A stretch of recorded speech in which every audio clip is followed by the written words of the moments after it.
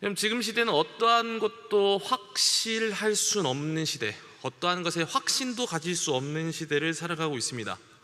예전에는 어느 정도 노력하면, 그러니까 어느 직장에 들어가기 어느 정도 노력하면 그 직장이 평생 직장이 되었고, 그 직장에서 한 10년 동안 일하게 되면 내 집 마련이라는 꿈을 이룰 수 있었습니다.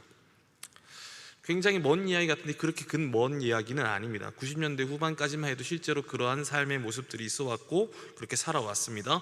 그런데 지금은 다릅니다. 지금은 모든 것이 불안하고 보장되지 않은 시대를 살아가고 있습니다.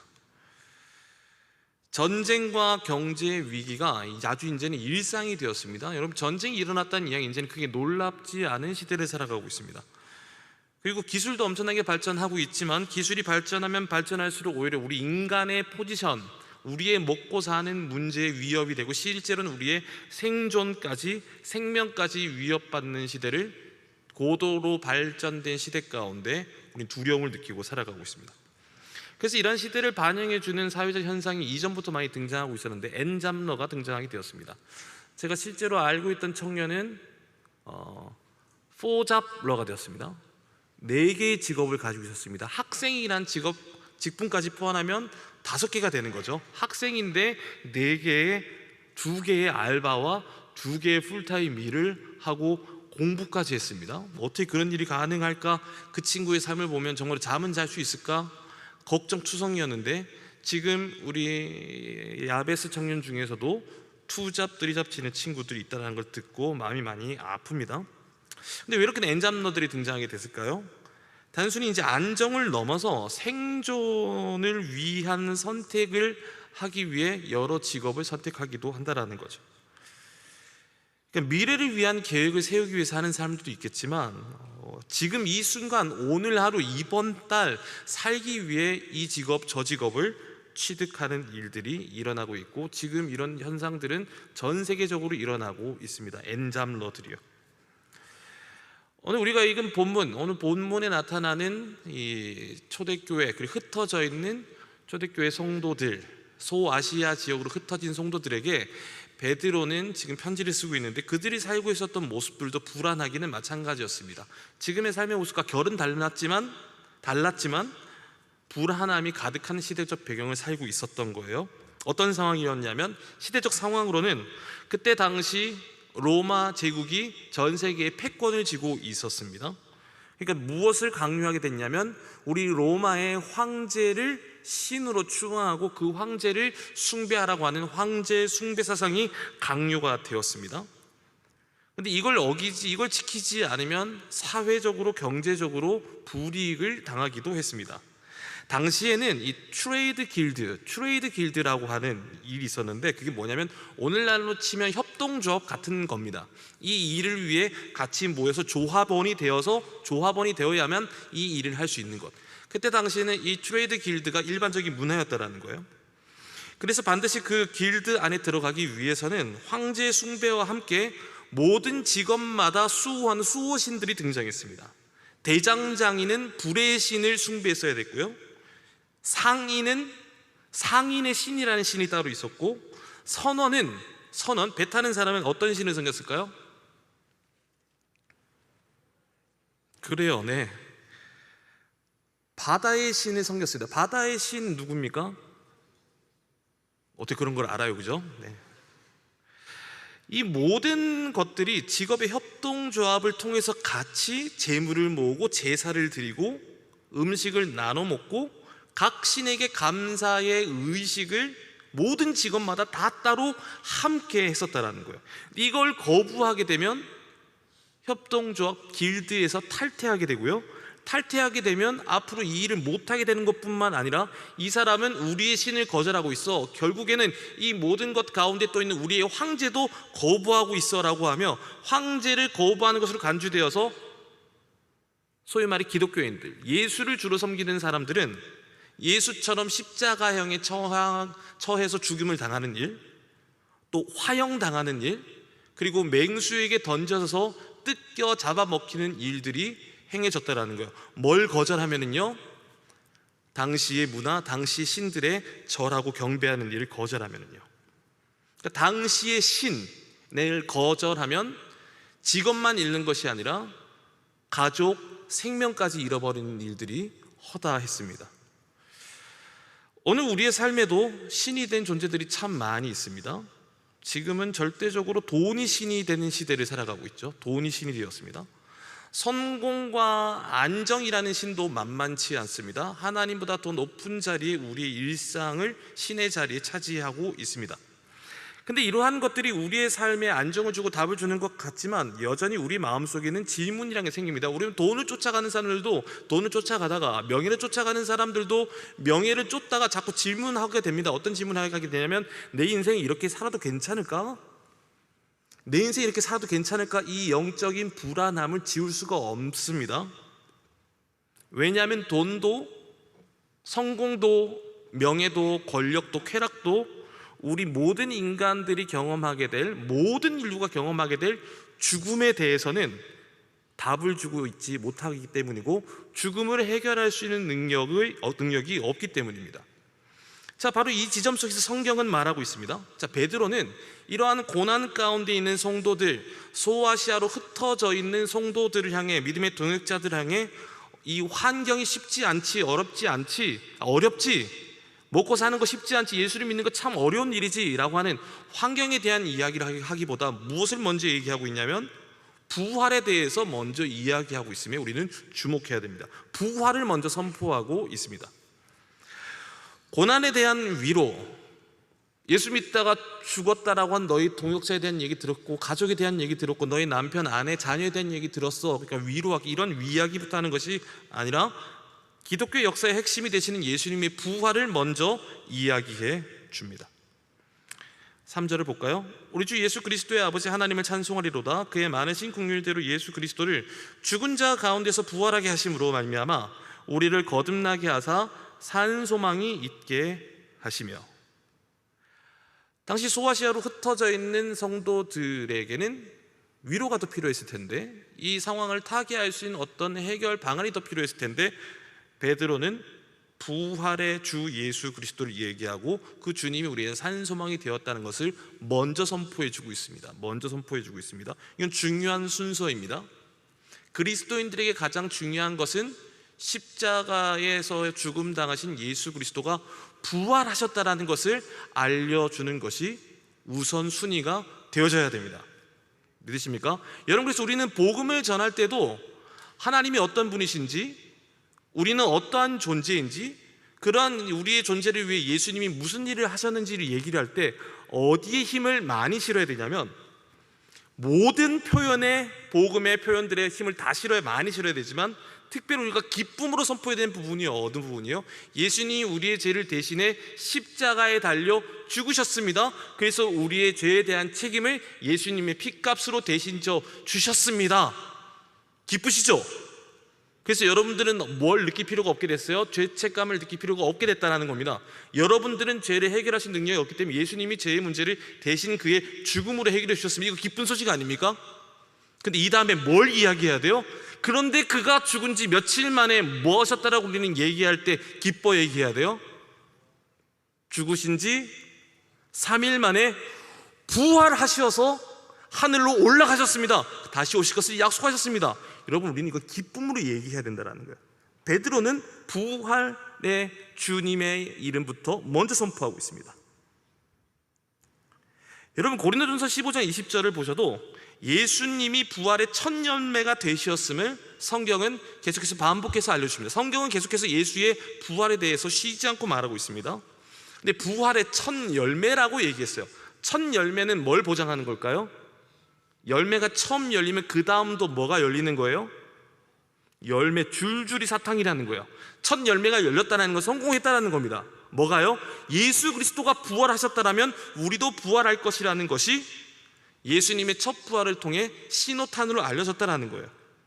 여러분, 바로 여기서부터 세상의 가치관과 천국 시민으로서 살아가는 하나님 나라의 백성의 가치관이 쩍하니 벌어지게 되는 겁니다.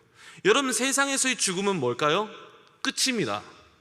세상에서의 죽음은 끝이란 말입니다. 그래서 뭘 가르치나요? 죽으면 안 된다고 가르치고, 쉽게 죽어서는 안 되고, 내가 죽지 않고 내가 죽지 않기 위해서 남을 죽여야 된다라고 가르치고 외치고 실제로 죽입니다. 지금 뉴스 보면 계속 죽는 이야기, 죽이겠다는 이야기, 이들은 쉽게 죽지 않겠다는 이야기로 가득하지 않습니까? 그러나 기독교, 정확히 말하자면 우리 개신교의 믿음 중에 꽃이라고 한다면 우리에게는 죽음이 끝이 아니라는 것에 있습니다. 예수님이 죽으신가 부활하신 이 놀라운 가치가 우리에게 산 소망, 살아있는 소망, 리빙 호프가 되었습니다. 여러분, 그래서 세상에서 말하고 있는 소망과 위로는 살아있는 것, 죄송하지만요 하나도 없습니다. 다 죽은 소망입니다. 세상에 있는 건 절대로 영원하지가 않습니다. 그래서 지모 형제는 영원한 건 절대 없다라고 노래를 부릅니다. 영원한 건 없습니다. 부분적으로 그 친구도 아는 거죠. 영원한 건 없습니다. 근데 여러분, 진짜 영원한 게 없을까요? 제가 지모 친구가 부분적으로만 알고 있다고 했습니다. 그 친구가 정답 얘기한 거 아닙니다. 4절 볼까요? 썩지 않고 더럽지 않고 쇠하지 아니하는 유업을 잊게 하시나니 곧 너희를 위하여 하늘에 간직하신 것이라. 4절을 계속 띄워놔 주세요. 여러분, 세상은 다 썩습니다. 여러분, 저는 지금 썩고 있나요? 잘 살고 있나요? 네, 고마워요. 저 아직 안 죽었으니까 아직 안 썩었습니다. 노쇠해질 뿐입니다. 아무리 잘나 보였고 아무리 멋져 보여도 다 썩습니다. 여러분, 지금 우리가 가지고 있는 일상의 물건 중에 참 썩지 않는 게 있는데 비닐봉다리도 잘 안 썩습니다. 근데 비닐봉다리는 잘 안 썩지만 썩나요, 안 썩나요? 결국은 썩습니다. 근데 지금 베드로는 뭘 얘기하고 있어요? 썩지 않고 더럽혀지지 않고 쇠하지 아니하는 것. 여러분, 세상에는 이런 게 전혀 없단 말이에요. 로마만 봐도 마찬가지. 지금 당신은 로마가 온 세계의 패권을 쥐고 모든 길은 로마로 통한다 라고 하며 로마만이 진정한 변화가 있다 라고 외쳤던 이 시대 가운데 가장 뛰어났던 로마의 이름이 누구입니까? 로마의 황제 이름입니다. 이제는 로마 황제를 통칭하는 이름은 시저가 되었잖아요. 시저. 근데 여러분, 그 이름 당시엔 엄청났죠. 로마 황제가 지나가면 모든 이들이 고개를 숙일 수밖에 없었지만 지금은 시저라고 하는 그 이름이 어떻게 되었나요? 제가 미국에 있을 때 옆집 개 이름이 시저였습니다. 여러분, 저 때는 자꾸 라떼 얘기가 좀 그런데 나이트클럽이 유행이었거든요. 굉장히 좋은 나이트클럽의 이름이 시저 나이트클럽이었습니다. 그 나이트클럽 망했습니다. 여러분, 영원한 거 절대로 없습니다. 근현대사만 봐도 영원한 것이 없다는 걸 우리는 알 수 있습니다. 여러분, 미국의 위상은 엄청났었습니다. 세계 경찰을 자처했고 세계의 어른 역할을 자처했습니다. 그런데 지금은 세계적, 원고 써놨는데 표현이 세서 그래도 읽을게요. 지금은 세계적 쌍기역 이응 피읍 애가 된 것 같습니다. 너무 어렵게 말했죠? 여러분, 영원한 게 없습니다. 미국이 계속 영원히 강한 강대국이 될까요? 모 대통령이 영원하게 대통령직을 유지할까요? 정치적 발언하는 것 같아서 답변하기가 어렵습니까? 여러분, 기업들도 마찬가지입니다. 여러분, 노키아 알아요? 노키아라고 하는 휴대폰 회사? 너무 옛날 얘기하나요? 저 때는 이 노키아 휴대폰 쓰는 게 로망이었거든요. 벨소리가 띠리리리 띠리리리 띠리리리. 그래서 여러분, 2000년대 초반에 나왔던 헐리우드 영화를 보면 다 일부러 노키아 휴대폰 소리만 나옵니다. 왜 그런지 알아요? 그게 그때 당시에 제일 잘 나가는 휴대폰이었기 때문에 띠리리리 띠리리리 띠리리리 그거 소리 나면 되게 팬시해 보였고 멋있었단 말이에요. 정말 그랬습니다. 근데 지금 노키아 휴대폰 쓰는 사람 있습니까? 없습니다. 도시바가 세계 최초의 노트북 개발한 회사였는데 지금 도시바 랩탑 쓰고 계시는 분 있나요? 쓰고 계시는 분들 죄송한데 도시바는 잘 안 씁니다. 코닥이라는 회사도 세계의 모든 필름의 주도권을 쥐고 있었고 세계 최초로 디지털 카메라도 개발했지만 지금 누가 코닥 들고 다닙니까? 안 들고 다닙니다. 여러분, 영원한 건 절대 없습니다. 영원할 것 같지만 영원하지 않다라는 겁니다. 근데 여러분, 예수님이 부활하셔서 마련하신 유업을 베드로가 뭐라고 얘기해요? 썩지 않고 쇠하지 않고 사라지지 않는다라고 얘기해요. 그게 뭐예요? 여러분, 부활하신 예수님이 어디에 가셔서 뭘 마련해 주셨는지 아십니까? 우리가 영원히 거할 천국, 우리를 위한 영생의 장소를 다 셋업하셨다는 겁니다.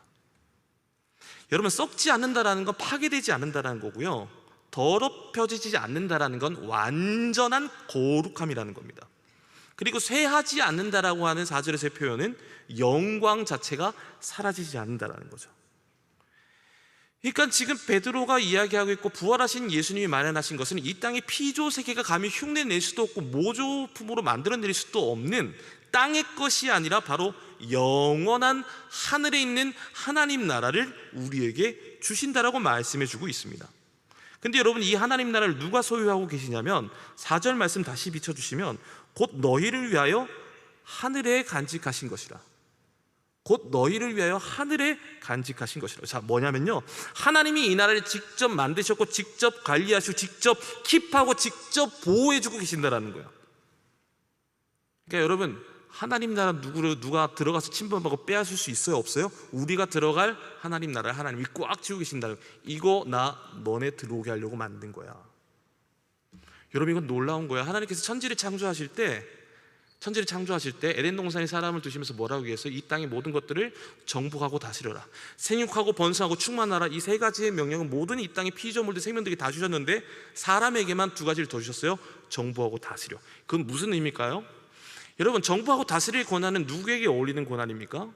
창조주에게 어울릴 권한을 창조주가 피조물에게 주셨다란 말이에요. 그 의미가 뭔지 아세요? 나 이거 너 주려고 만들었어. 네가 여기서 모든 것을 누리고 살았으면 좋겠어. 그걸 보는 게 내 행복이야. 근데 사람이 그 엄청난 패러다이스 진짜 낙원을 떠나게 됐단 말이에요. 이 낙원의 주인은 하나님 말고 저고요, 선악과를 따먹는 것도 내가 알아서 할 테니 내 인생의 주인은 나니 하나님 잠시 비켜주시죠 라고 하며 하나님을 끊어버린 인생은 죄인이 되어서 낙원에 잃어버리게 됐단 말이에요. 근데 지금 예수님이 부활하셔서 우리가 갈 낙원을 다시 우리에게 이것이 복권되었고 너네가 다시 오게 될 땅이야. 이 나라는 그 어떠한 것도 침범할 수 없고 뺏길 수도 없고 상할 수도 없고 썩을 수도 없고 쇠하지도 않는 하나님이 직접 붙잡고 계시는 천국이야 라고 알려주시는 거예요. 여러분요, 세상은요 빼앗길 수 없는 것을 주겠다라고 큰 소리 치고 있지만 여러분, 사실은 더 센 사람이 오면 다 빼앗기는 겁니다. 근데 하나님은 그 누구도 빼앗을 수 없는 것을 주시겠다고 약속하시는 거죠. 자, 이러한 천국에 대한 확신을 언제 얻을 수 있을까요? 5절입니다. 5절 말씀 다 함께 읽도록 하겠습니다. 시작.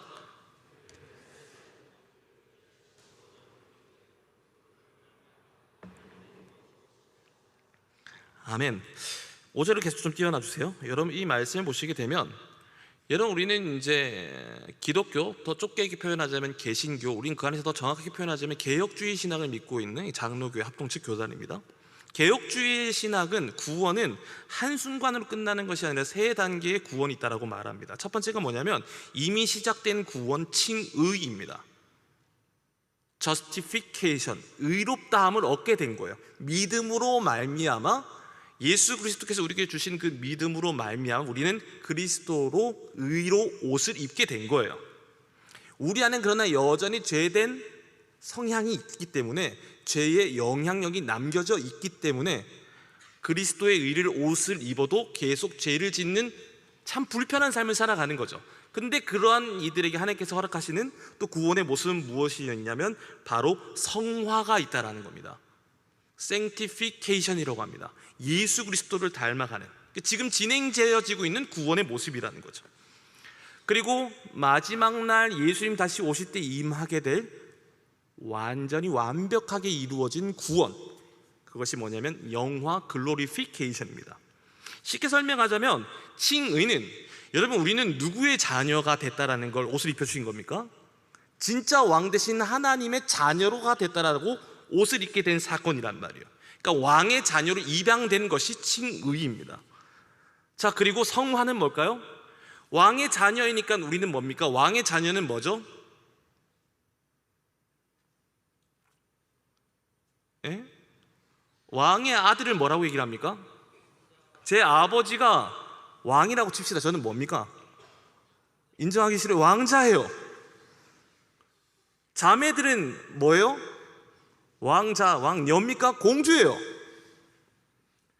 그러니까 우리는 왕자로서 왕의 아들답게 훈련되어지고 변화되어지는 모습이 성화라는 거예요.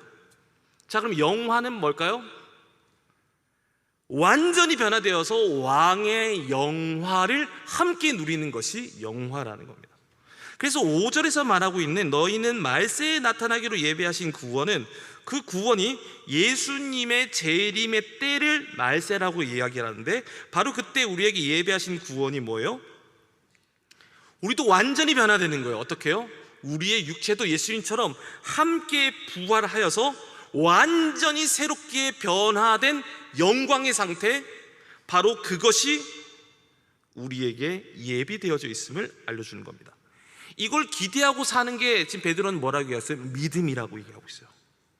그리고 무엇보다 중요한 것은 이 구원의 능력은 우리가 붙잡고 있는 것이 아니라 하나님의 능력으로 우리에게 임하게 하신 칭의, 성화의 과정, 영화의 모든 모습까지 다 하나님의 능력으로 보호받고 있다는 걸 베드로는 알려주고 있는 거예요. 그래서 베드로는 하나님께서 우리에게 직접 주실 부활의 영광을 소중히 보호하고 계심을 계속 말해주고 있습니다. 그래서 팀 켈러 목사님이 이 구절에 대해서 뭐라고 얘기해 주셨냐면, 부활이 사실이라면, 우리에게 임할 이 부활이 진짜 사실이라면 오늘 우리가 겪고 있는 실패와 고난은 절대 마지막 이야기가 아니다라고 말하는 거예요. 여러분, 오늘 실패하셨는 게 여러분 인생의 마지막이 아니라는 걸 신뢰할 수 있는 믿음이 있기를 축복합니다. 몇 명이 아멘은 안 하는데요. 여러분, 정말입니다. 정말로 여러분들이 예수 그리스도의 구주를 믿음으로 말미암아 여러분들의 인생의 주인은 예수 그리스도이십니다. 그분이 부활하신 것을 믿고 그분이 다시 오실 때 우리도 육체도 다 함께 부활하여 하나님 보호자 우편에 예수님이 누리시던 영광을 우리도 동일하게 누릴 것을 믿습니다라고 고백하면서 아는 사람은 오늘의 실패에 좌절하고 낭망하지만 그렇게 오래 좌절 낭망해 있지 않고 뭐예요? 소망이 있으니까, 이게 끝이 아니니까 오늘의 현실이 더 엉망이고 더 큰 실패를 할지라도 더 큰 영광을 기대하며 또 일어설 수 있는 거예요. 여러분, 그게 그리스도인들의 능력인 겁니다. 그렇게 살아가는 그리스도인들이 진짜 이 땅을 살아가는 사람들과의 엄청난 삶의 차별점이 생겨나는 거예요. 그래서 여러분, 우리의 미래는 절대 불확실하지 않습니다. 우리의 미래는 확실합니다. 무엇이요? 정말 예수 그리스도를 믿는 성도라면 우리는 반드시 부활합니다. 부활할 것을 믿는 겁니다. 근데 여러분, 이제 현실 이야기합시다. 부활의 소망이 우리에게 있습니다. 오늘 말씀을 듣고 나도 하나님 아버지께서 우리가 허락하실 영광이 예비되어 있는 영광스러운 존재로 나는 살아가게 될 거야. 나는 오늘 부활주일 예배 가운데 큰 은혜를 받았기 때문에 이 땅의 현실 가운데 좌절하지 않겠어 라고 이 저문을 열고 나아가면, 그렇게 여러분들이 회사를 다니고 학교를 다니고 믿지 않는 가정에 들어가면 그 믿지 않는 세상에서 여러분들이 향해, 와, 오늘 산이가 주일 예배 때 부활주일인데 은혜 엄청 받았대, 저 친구에게 부활 소망이 생겼대, 와, 저 친구 정말로 엄청난데 거룩한데 따라갈 수 없는데 눈이 부신데라고 우리를 건들지 말자, 쟤는 놔두자, 꽃길만 걸어가게 하자라고 하며 우리를 핍박하고 공격하고 우리에게 환난을 거두지 않게 되나요? 아닙니다. 절대 아닙니다. 되려 여러분, 세상에 나아가 세상에 없는 가치 부활을 얘기하면 더 공격받고 더 질타받습니다. 그래서 베드로는요, 중요한 현실 감각을 우리에게 일깨워줍니다. 6절입니다. 그러면 너희가 이제 여러 가지 시험으로 말미암아 잠깐 근심하게 되지 않을 수 없으나 오히려 크게 기뻐하는도다. 베드로는 부활 소망이 있다 할지라도 우리의 일상 여러 가지 시험이 있다는 걸 인정하고 있고, 그 시험, 여러 가지 시험으로 인해 근심할 수밖에 없다고 말해주고 있죠. 여러분, 성경은요 절대 우리들의 삶 가운데 꽃길만 예비되어 있다고 말하지 않습니다. 지금 꽃 시즌이죠. 여러분, 제가 한국 와서 네이버 앱을 참 자주 쓰는데, 네이버 맵을 자주 쓰는데, 네이버 맵을 치다 보니까 요즘 뭐가 밑에 카테고리로 자동으로 뜨는지 압니까? 벚꽃 명소가 떠요. 한국은 엄청나요. 어디에 벚꽃이 언제부터 언제까지 피고 지는지도 알려주더라고요. 놀라운 시대입니다. 여러분, 제가 진짜 한국 와서 정말로 저는 대한민국에서 제일 좋은 데 살고 있다고 생각하는데요. 저는 이거 얘기해도 되나? 저는 옆에 있는 디 마리나에 살고 있습니다. 디 마리나 아파트에 살고 있는데 그 뒷길이 무슨 길이죠? 벚꽃길입니다. 놀라워요. 물론 컴컴할 때 나오고 컴컴할 때 들어가서 낮에는 얼마나 핑크빛이 있는지 사진으로만 좀 보고 있지만 잘 모르지만, 여러분 근데 꽃길이 안전하지 않습니다.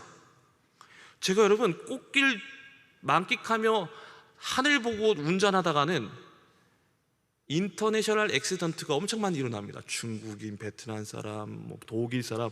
여러분 사진 찍는데 생명 걸고 찍더라고요. 여러분들은 제발 좀 그러지 마십시오. 세상에 엊그저께는 아내랑 간만에 정말로 밥 먹고 소화시킨다고 뒷길을 걸어가고 있는데 유모차를 중앙선에다가 세워놓고 거기서 엄마가 사진을 찍고 있는 거예요. 사진 하나 찍으려고 생명을 거는 어머니의 모습, 무섭습니다. 여러분, 베드로는 절대 현실을 부정하지 않아요. 우상 숭배하면 직업도 잘리고 예수님 포기 안 하면 화형도 당하고 믿음을 놓치면 생명을 놓아야 되는 상황이었습니다. 근데 베드로는 당시 자행되는 엄청난 핍박과 죽음의 시간, 이 현실을 어떻게 해석하고 있냐면 6절 말씀에 그럼 너희가 여러 가지 시험으로 말미암아 잠깐 근심하게 되지 않을 수 없으나, 잠깐 근심하는 시간으로 정의합니다. 여러분, 죽는 걸 잠깐 근심하는 시간으로 얘기하고 있습니다. 직업이 잘리고 굶어 죽게 되는 걸 잠깐 근심하는 시간으로 정의하고 있습니다.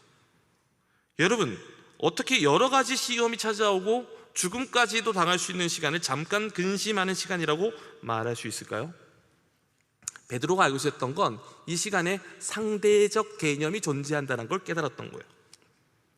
베드로만 이걸 얘기한 게 아니라 바울도 이야기를 했습니다. 고린도후서 4장 17절 18절입니다. 우리가 잠시 받는 환난에 경한 것이 지극히 크고 영원한 영광에 중한 것을 우리에게 이루게 함이니 우리가 주목하는 것은 보이는 것이 아니요 보이지 않는 것이니 보이는 것은 잠깐이요 보이지 않는 것은 영원함이라. 여러분, 이게 부활 소망을 가진 신앙인들의 동일한 고백인데요, 지금의 현실이 고통의 현실이라고 하는 정확한 현실인식이 모두에게 있습니다. 근데 이 시간이 다 잠깐이라고 얘기하고 있어요. 왜냐하면 비교할 다가올 시간에 대한 비교할 대상이 있었기 때문이에요. 어떠한 시간을 상대적으로 비교하고 있냐면 부활 이후의 시간이라는 겁니다. 여러분, 그 시간은 길고 짧음에 대한 개념이 없습니다. 어떤 시간이요? 영원한 시간이란 말이에요. 영원이라는 시간은 길고 짧음이 아니라 시간은요 그냥 계속 영원히 흐르고 있다는 거예요. 근데 여러분, 이 땅에서의 시간이 느끼고 체감하고 있는 우리의 현실은 어떻게 해요? 근심이고 어렵고 고통입니다. 고난 맞습니다. 어려움 맞습니다. 근데 우리 성도, 진짜 부활 신앙을 믿는 성도들에게 뭐가 예비되어져 있어요? 부활한 영원한 영광스러운 시간이 예비되어져 있는 걸 아는 거예요. 근데 여러분, 제가 줄 달기를 하나 갖고 왔는데요, 여기 검은 줄이 보이십니까? 이 손잡이가? 이것이 우리가 살고 있는 영원한 삶이라고 친다라면 우리에게 예비되어 있는 줄은 무슨 줄이요? 보입니까? 누가 사실은 저기서 잡아줘야 되는데 그걸 시키려고 하다 보니까 누군가가 설교 지날 때까지 25분 될 때가 누가 이렇게 붙잡고 있었어야 되는 거예요. 그래서 그걸 못 시켰습니다. 여러분, 우리는요 이 붙잡고 있는 이 인생, 여기서 손을 놓지 않으려고 발버둥을 치는 인생을 살아가고 있단 말이에요. 근데 지금 베드로와 사도 바울과 믿음의 선배들과 예수님은 뭘 바라고 얘기하냐면 이 삶은 고통스러운 거 맞는데 이거 잠깐이야. 너희에게는 이 보이지 않는 영원한 저 하얀 줄이, 영원한 삶이, 하나님 보좌 우편에서 영광을 누릴 수 있는 영원한 삶이 예배되어 있으니까 이거 너무 붙잡고 안달 복달 할 필요가 없다라고 얘기해 주는 거란 말이에요. 이게 중요한 게 아니라는 거예요. 이거는 여러분 진짜 잘 지나가고 짧은 시간으로밖에 지나갈 수 없는 걸 우리가 피부로 느낄 수 있는 겁니다. 여러분, 어른들이 세월이 쏜사같이 지나간다는 말이 그냥 하는 말이 아니라 여러분 정말 그렇습니다. 여러분, 제가 2000년 9월 27일 날 군대를 입대를 했는데요, 군대를 입대해서 그때 당시는 군 복무기간이 총 2년 2개월 791일이었습니다 791일. 그래서 입대하고 나서 입대하고 나서 이제 부대의 역사를 알려주며 이제 부모님들에게 안심시키면서 앞에 있는 훈련교관들이 저희 부대는 앞으로 건강하게 자녀들을 건강한 사람으로 보낼 테니 걱정하지 마시고 막 얘기한단 말이에요. 부대에 막 자랑 얘기를 해요. 굉장히 나이스하게 정복을 입고 깔끔하게 입고 나와서 너무나 안심을 시켜요, 부모님들을. 그리고 나서 부모님들과 사요나라 하고 이제 부대를 향해 걸어가는데 저쪽에 우회전하는 그 골목 위에 우회전을 하자마자 어떤 간판이 보이냐면 빨간색 바탕에 노란색 글씨로 이렇게 적혀있어요. 인간 개조의 용광로 해병대. 와, 여기서 개조가 된다고? 얼마나 두렵겠어요. 그래서 3일째 가입소 기간이 되면 우리 3일 동안 사복 입고 훈련하거든요. 3일째 되는 날 집에 갈 기회를 줍니다. 왜냐하면 자원 입대를 하기 때문에 집에 갈 기회를 줍니다.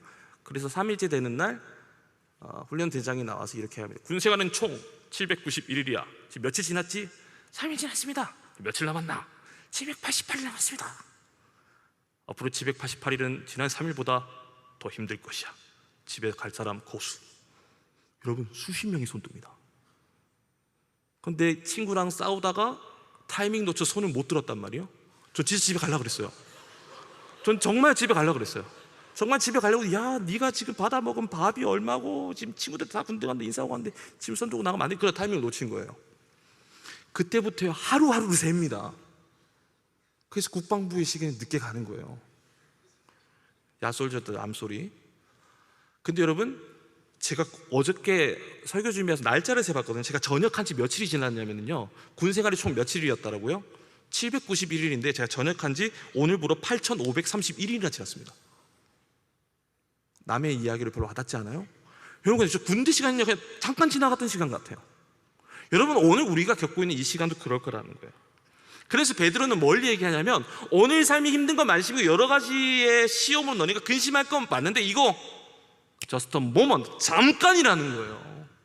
잠깐이라는 거예요. 그러면서 삶의 적용점을 우리에게 알려줍니다. 13절을 보시게 되면, 그러므로 너희 마음의 허리를 동이고 근신하여 예수 그리스도께서 나타나실 때에 너에게 가져다 주실 은혜를 온전히 바랄지어다. 여러분, 마음의 허리를 동이고 근신하라고 얘기합니다. 성경에서의 마음은 우리의 사고, 의지, 정신을 의미하는데요, 허리는 행동을 준비하는 신체의 기준이에요. 이걸 동이라는 건 뭐라는 거예요? 생각을 단단히 딱 묶고 마음을 굳게 먹으라는 거예요. 그리고 이어서 뭘 얘기합니까? 근신하라. 근신하라는 이 헬라어는 깨어있는 상태, 술 취하지 않은 상태를 말하는 거예요. 여러분, 당시의 도시들, 소아시아의 모든 도시들은 황배 숭배와 여러 신들과 함께 쾌락이 그냥 일반이었습니다. 왜냐하면 제사를 때 마시고 취하는 일이 일반적이었기 때문에 이런 상황에서 깨어 근신한다는 것은 어떤 행위냐면, 다 한잔하고 먹고 죽자라도 혼자 말똥말똥히 술 안 마시고 멀쩡히 깨있는 거예요. 이런 굉장히 눈에 띄는 이상한 행동이었다는 거예요. 그러다 보니까 자꾸 뭐예요? 배제되고 삶 가운데 직업을 잃어버리게 되는 거예요. 근데 이어지는 적용점이 뭡니까? 마음의 중심을 딱 잡고 시대의 악함과 일반적인 술 취함과 쾌락에 빠지지 말고 타협하지 말고 영적으로 깨어서 마지막 날 주님 다시 오실 그날을 은혜를 바라며, 은혜를 간절히 바라며 기도하고 있으라는 것을 알려주는 거예요. 이렇게 살아가는 성도들의 삶에서 요구되는 매우 구체적인 행동 양식을 오늘 마지막에 얘기했던 22절에서 베드로는 선명히 얘기해 줍니다. 22절 말씀 다 함께 읽도록 하겠습니다. 22절입니다. 시작. 너희가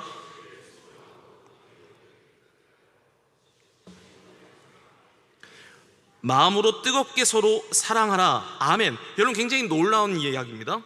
직업이 잘릴 수도 있고 심지어 목에 칼에 들어와 죽을 수도 있는데 눈치껏 해라, 혹은 시대를 압도할 수 있는 놀라운 스킬과 기술을 만들어내서 그들이 널 죽이지 못하게 하라는 이런 메시지가 아니라 지금 무슨 얘기하고 있어요? 사랑하라는 이야기를 하고 있습니다.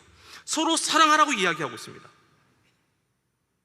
이 말씀을 쉽게 풀어서 정리해드리자면, 먼저 진리의 순종, 이건 뭘 얘기하는 거냐면, 복음을 듣고 하나님의 말씀을 믿음으로 새 사람이 된 너희는 서로를 진실되게 사랑할 준비가 이미 끝났다라고 전제하고 있는 거예요. 왜일까요? 그게 복음의 능력을 받아들인 사람의 모습이기 때문인 거예요. 그래서 새 사람이 된 너희, 예수님이 먼저 보여주시는 형제를 사랑하는 것. 여러분, 예수님이 형제들을 어떻게 사랑하셨습니까? 예수님은 제자들을 3년 동안 동고동락하며 하나님 나라의 복음과 기적과 수많은 생명을 살린 이야기들을 보여주셨고 행하여 주셨는데, 그 제자들은 다 마지막에 다 배신했단 말이에요.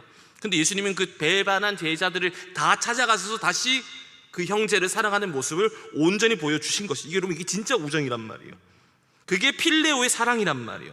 형제 사랑을 먼저 보여주셔서 우리에게도 참된 우정을 나눌 수 있는 진짜 동역을 가능하게 하셨다는, 이게 여러분 복음을 들은 사람들의 삶의 변화된 모습이라는 겁니다. 그리고 이제는 그 사랑이 더욱 깊어져서 서로의 마음, 서로의 진심으로 더 뜨겁게 사랑, 여기서는 필레오가 아니라 아가페라고 하는 헌신적인 사랑, 신의 사랑의 사랑이 사용됐다란 말이에요. 그러니까 지금 우리 그리스도인들은 어떤 사랑을 할 수 있냐면 서로 동역자들이 진심으로 사랑할 수 있고, 그것을 넘어서 어떠한 것도 용납하고 받아주고 품어주고 기다릴 수 있는 진짜 헌신적인 십자가의 사랑을 할 수 있다는 걸 우리에게 알려주는 거예요. 그래서 존 파이퍼 목사님은 이 구절에 대해서 이렇게 얘기했어요. 부활을 믿는 사람은 더 이상 자기 보호만을 위해 살지 않는다라고요. 부활 신앙을 믿는 사람은 더 이상 자기만을 위해, 자신의 삶의 프로텍트만을 위해 살지 않는다라고 말씀해 주셨어요. 왜일까요?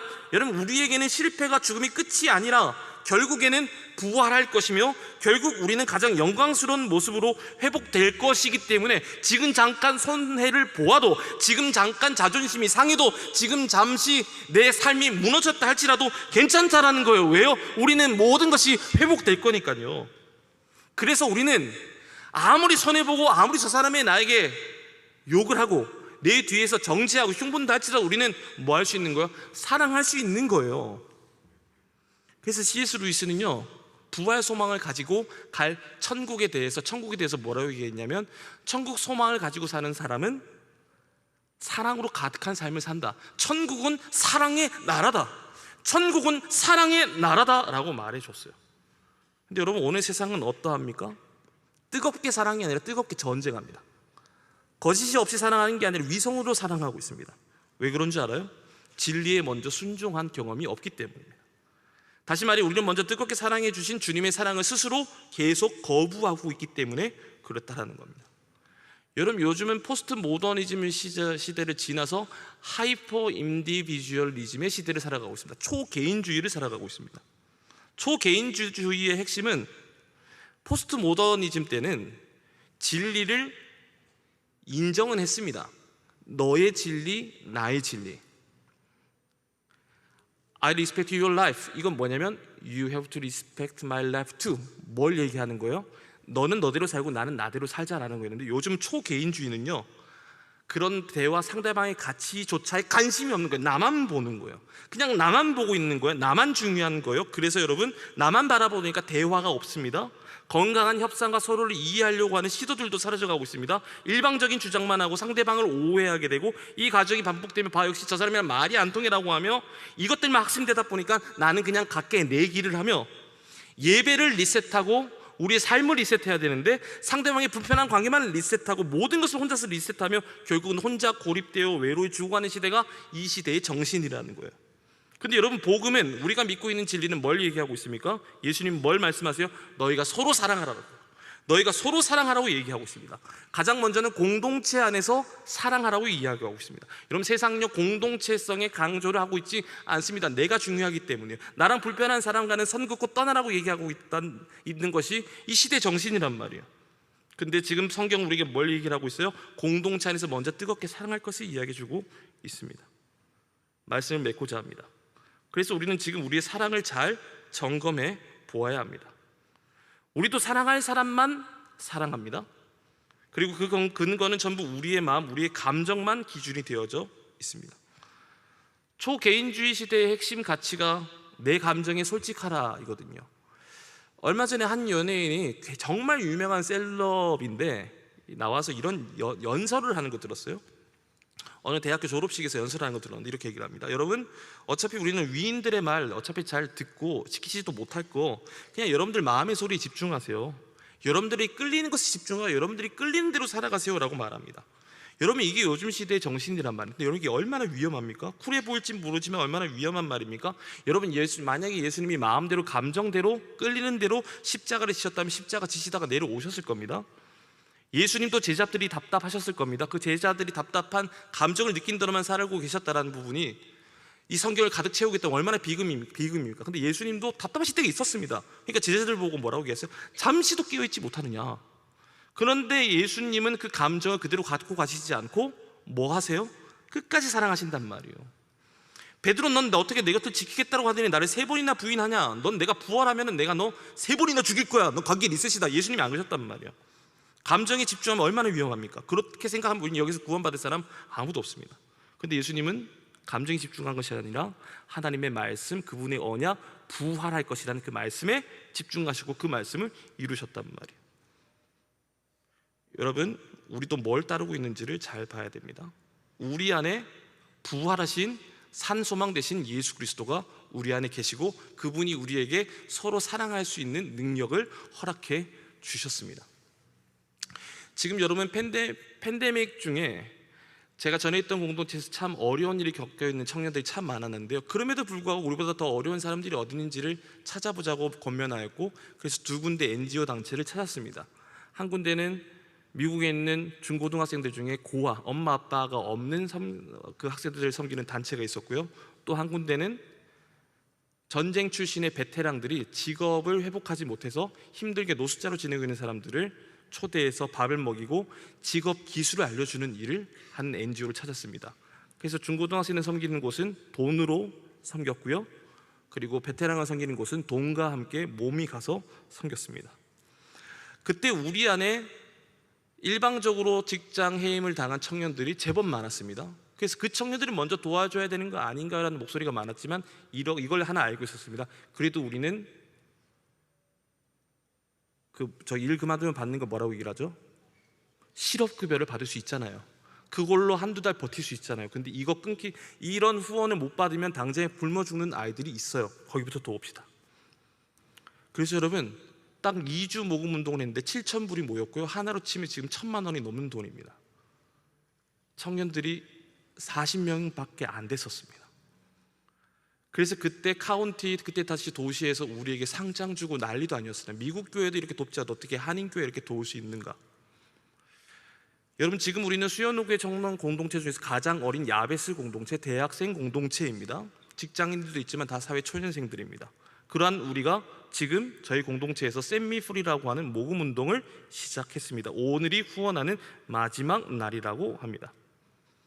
여러분, 이 모금의 후원은 전쟁의 포화 속에서도 난민들을 돕기 위해 생명을 걸고 그들을 뜨겁게 사랑하시는 레바논에서 섬기시는 선교사님을 통해 이 전쟁의 힘듦을 돕고자 이 운동을 시작했습니다. 그냥 모금만 하려고 하는 것이 아니라 이를 기억하기 위해 키링도 만들고 기도 제목도 함께 직접 만들었습니다. 저도 지금 제 품에 있는데 꺼내서 읽으려고 시간이 없어서 꺼내지는 못하겠습니다. 여러분, 지금 세상은요 전부 자신만 사랑하고 있는 전쟁 중입니다. 자신만 사랑하다 보니까 빈 주전자에 자신만 사랑하기 위해 열을 가하다 보니까 이 빈 주전자는 그 안에 주님의 사랑, 부활의 소망이 없다 보니까 빈 주전자만 계속 열을 끓이다 보니까 탈 뿐인 겁니다. 그러다 보면 다 소멸됩니다. 지난 역사가 다 그랬습니다. 근데 예수를 믿고 부활을 꿈꾸는 교회와 성도들은 항상 세상의 수많은 영혼들을 뜨겁게 사랑했고, 그 사랑하는 마음 가운데 핵심이 나는 부활할 것이니까 나는 지금 어려워도 괜찮아, 나는 지금 이거 한번 못 먹어도 이런 데 한번 안 가도 나는 괜찮아. 왜? 나는 영원히 구할 천국이 있으니 이 나의 삶을 통해, 이 나눔을 통해, 이 사랑을 통해 저 영혼도 함께 천국 소망을 누리고 살아야 돼 라고 하며 자신의 생명을 내어주기까지 사랑했고요, 그 내어주는 사랑으로 인해 오늘 이 땅에 교회가 세워진 것입니다. 우리 안에 이 먼저 뜨거운 형제 사랑, 우리 안에 부어주신 이 사랑이 흘러 넘쳐서 이 부산과 한국 땅과 열방을 향해 부활의 소망을 전하는 일들이 넘쳐나는 우리 야비스 공동체가 되었으면 좋겠습니다. 그러기 위해서 우리 안에 전제되어야 될 것은 우리 사랑 안에서 서로 뜨겁게 사랑해야 됩니다. 그래서 사랑하는 모습들이 모여서 이 세상이 우리만 봐도 너희가 서로 사랑하는 모습을 보고도 예수 그리스도의 제자라는 걸 알게 하셨다는 말씀이 실현되어지는 놀라운 사랑의 공동체, 부활의 주님을 선포하는 공동체가 될 수 있기를 축복합니다. 다 함께 일어서실까요?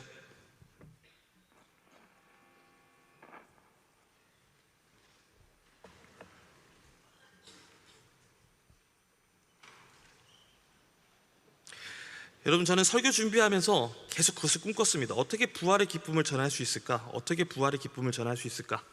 샌미프리를 놓고 기도하면서 계속 그런 마음이 들었습니다. 어떤 말 반주해 주시면 감사하겠습니다.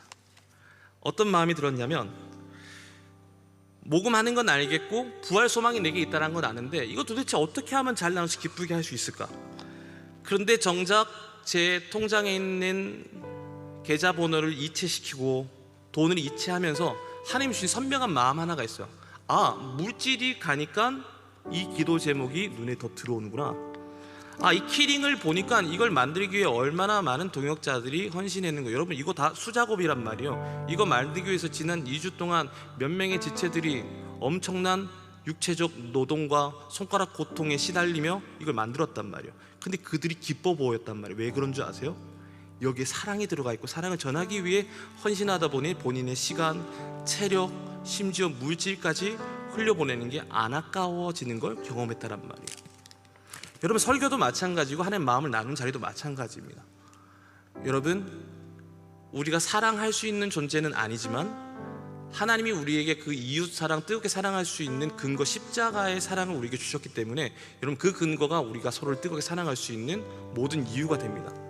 그래서 우리가 이 자리에서 먼저 뜨겁게 서로 사랑함을 고백하고, 이 뜨겁게 사랑되어진 고백이 여러분들 일상 가운데 우리가 서로 뜨겁게 사랑하게 하신 예수 그리스도가 우리의 사랑의 이유라는 걸 아낌없이 전할 수 있는 기쁨의 시간이 되었으면 좋겠습니다. 우리가 주를 더욱 사랑하고 함께 기쁨으로 찬양하겠습니다.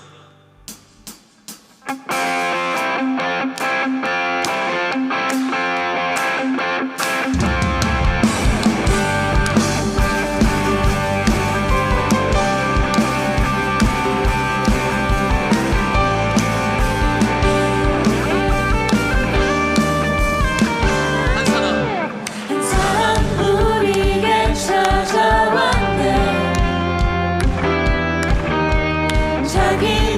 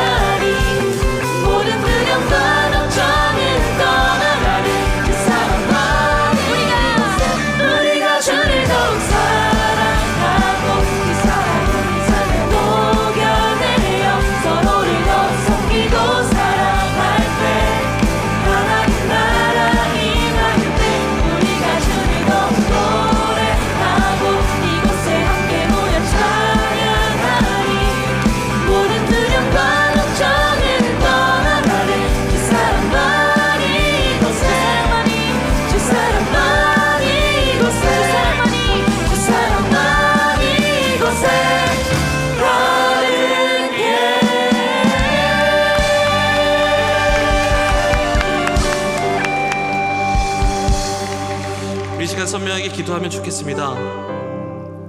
여러분, 방금 했던 우리의 이 고백이 진실된 고백으로 살아갈 수 있도록 간구하는 기도가 되면 얼마나 좋겠습니까? 그리고 이 기도의 응답이 우리 삶 가운데 일어나면 여러분, 세상이 절대로 우리의 삶을 꼬꾸라뜨릴 수 없는 부활 소망이 우리 가운데 실현되어지면 여러분, 우린 다 모든 것을 다 누릴 수 있는 인생을 사는 겁니다. 그래서 이렇게 기도합시다. 주님이 부활의 첫 열매가 되셨사오니 우리에게 예비하신 그 부활 소망을 끝까지 붙들고 사는 인생들 되게 하여 주시옵소서. 모두가 흔들리는 시대에 불안이 일상이 되고 두려움이 마음을 지배하는 시대를 살아가고 있습니다. 근데 주님, 우리는 오늘의 환경을 보지 않고 현실에 눌리지 아니하고 이미 우리에게 약속하신 산 소망을 붙드는 인생들 다 되게 하여 주시옵소서. 그래서 우리에게는 죽음이 끝이 아니라 부활의 시작임을 경험하는 인생들 되게 하여 주시옵소서. 그래서 넘어져도 다시 일어나게 하시고 실패 속에서도 산 소망 되신 부활의 주님을 날마다 바라보는 인생들 다 되게 하여 주시옵소서. 주님이 부활이 내게도 임할 참 믿음으로 살게 하여 주시옵소서. 부활의 주인 되시는 주님 이름 부르짖고 함께 기도하시겠습니다.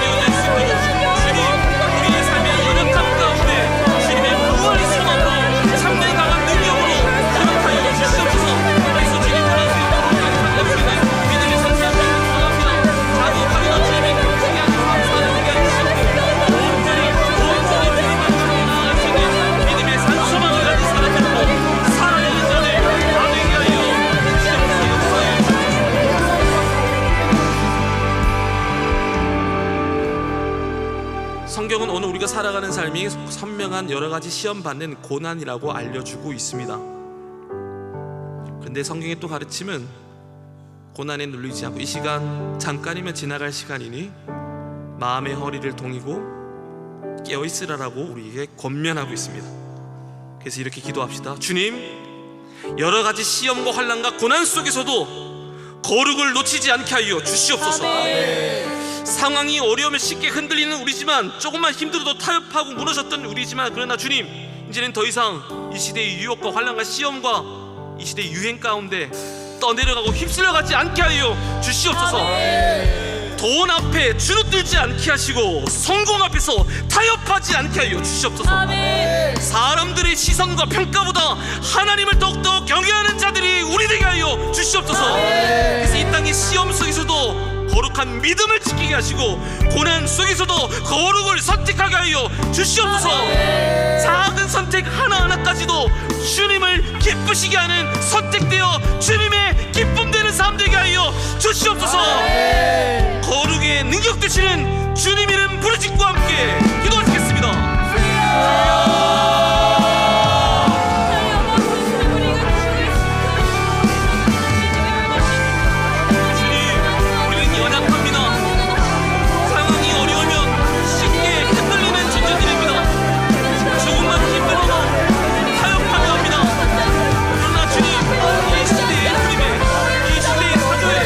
이 시대의 공격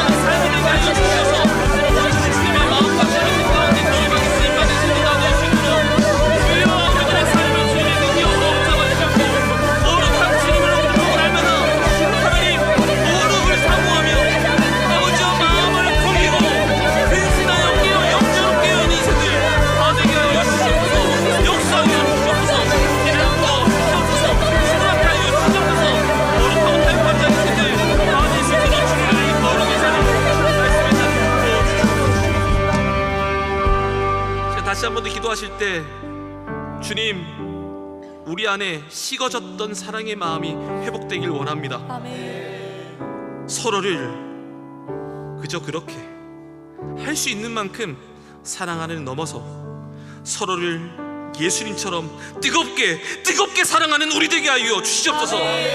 우리의 사랑은 너무나 계산적이고 사랑할 만한 사람만 사랑했고 상처받지 않을 만큼만 사랑했던 것이 우리의 부족한 사랑의 고백입니다.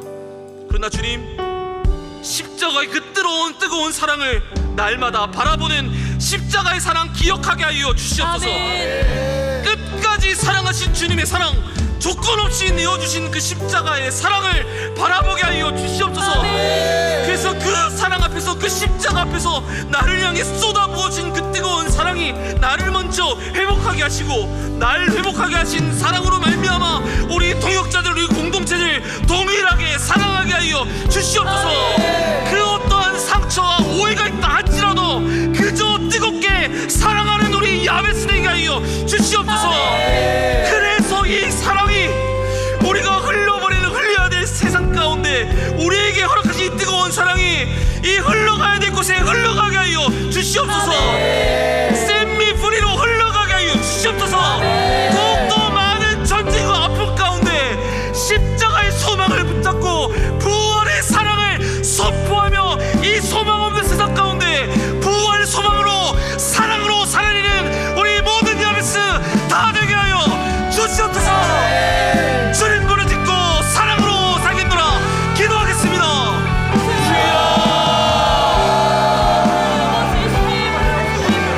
사랑할 만큼 사랑합니다.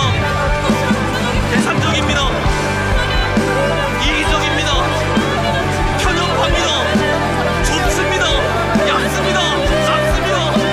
주님, 그리고 우리의 사랑의 현실입니다. 그러나 주님, 십자가의 사랑을 다시 보게 하여 주시옵소서. 끝까지 사랑하신 주님의 사랑, 조건 없이 내어진 십자가의 사랑, 예수님이 먼저 보이신 그 뜨거운 사랑이 우리 안에 흘러가게 하여 주시옵소서. 주님, 그래서 그 사랑으로 말미암아 주님 앞에 간절히 기도하며 주님 앞에 모든 것을 고백하며 주님의 능력을 강구하며 살아갈 수 있는 믿음의 삶의 그 삶 될 수 있기를 원하오니 주님, 그 사랑으로 사랑하게 하여 주시옵소서. 그 사랑으로, 십자가의 사랑으로 살아가게 하여 주시옵소서. 그래서 앞으로 우리가 먼저 일어나게 없는 판단과 정죄보다 용납과 용서가 넘치는 우리의 사랑이 십자가의 사랑이 우리 가운데 흘러가게 하여 주시옵소서. 그 어떤 상처와 오해 속에서도 서로 사랑하게 하여 주시옵고, 어려움 속에서도 먼저 손내미는 양심되게 해주시옵고, 무한에 가는 우리의 삶이 오직 뜨거운 사랑으로만 살아내는 우리 야베스의 모든 기도를 여기시고 주님의 마음으로 살아가도록 하여 주시옵소서. 살아가게 하여 주시옵소서. 우리 안에 먼저 배우게드린 뜨거운 사랑의 무한의 기도를 주님의 사랑으로 배우게 수 있기를 소망합니다. 우리가 먼저 그 십자가의 사랑, 무한의 소망을 우리 그 사랑에서 기억하며 먼저 이 세상도 뜨겁게 사랑하는 우리 모두가 될 수 있기를 간절히 원하오니 주님, 이렇게 사랑하게 하여 주시옵소서. 사랑하게 하여 주시옵소서. 주님, 믿는 그동안 우리가 사랑할 수 있을 만큼만, 상처받지 않을 만큼만, 소진되지 않을 만큼만 사랑했던 것이 우리의 사랑의 모습이었음을 부끄럽지만 고백합니다. 그러나 이 십자가의 사랑과 부활의 소망을 품었던 믿음의 선배님들은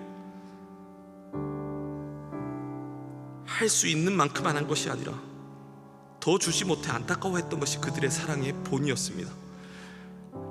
하나님이 세상을 이처럼 사랑하사의 사랑을 붙잡고 죽기까지 사랑하신 그 예수 그리스도를 본받아 우리에게 모든 것을 쏟아내 주었고, 그 사랑을 우리에게 전해 주심으로 말미암아 우리도 예수 그리스도를 만난 것이 우리가 경험하고 있는 부활의 소망이오니, 하나님, 앞으로 우리가 다 살아갈 이 세상도 만만치 않고 우리를 향해 수없이 손가락차에 공격하며 우리를 비난하며 우리 가운데 환난과 유혹들이 찾아 우리가 때론 넘어질 때가 있겠지만, 하나님, 예수 그리스도를 밀어내고 있는 이 시대를 불쌍히 여기는 주님의 마음을 우리에게 허락하여 주시옵소서.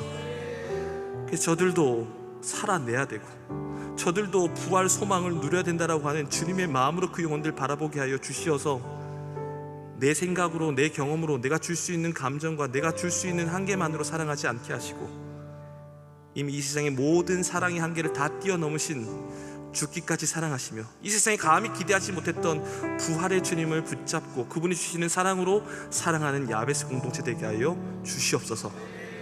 상식을 넘어서는 사랑의 간증들이 넘쳐나게 하시고 무엇보다 주님께서 가장 집중하시며 기뻐하시는 공동체가, 가장 큰 부활의 소망을 가진 부활의 공동체가 우리 야베스가 되어줄 수 있도록 주님 부활의 산소망으로 늘 역사하여 주시옵소서.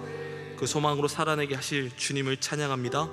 그래서 서로 먼저 뜨겁게 사랑하는 예배가 넘쳐나는 것이 이 예배의 장소 되게 하시고, 주님께서 가장 많은 사랑을 느끼는 예배가 우리 야베스 예배 되어줄 수 있도록 주 하나님 우리에게 끊임없이 사랑의 은혜를 더하여 주시옵소서.